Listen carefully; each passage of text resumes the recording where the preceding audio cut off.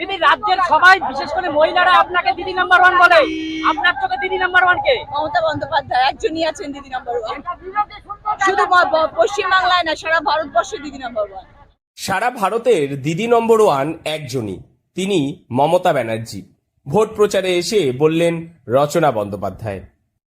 কালীগঞ্জ বিধানসভা উপনির্বাচনের আর হাতে গোনা কয়েকটা দিন বাকি, আর প্রতিদিনই প্রচারে ঝড় তুলছে শাসক দল। তৃণমূল কংগ্রেস প্রার্থী আলিফা আহমেদের সমর্থনে প্রচারে নামলেন এবার অভিনেত্রী রচনা বন্দ্যোপাধ্যায়।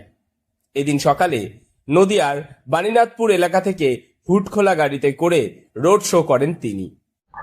দিদি, সকাল থেকে প্রচার করছেন, কিরকম সাড়া পাচ্ছেন? খুব ভালো সাড়া পাচ্ছি, প্রচুর মানুষের, এত গরম তারপরেও এত মানুষ রাস্তায় দাঁড়িয়ে আছেন, এতেই বোঝা যায় যে মা মাটি মানুষের সরকার।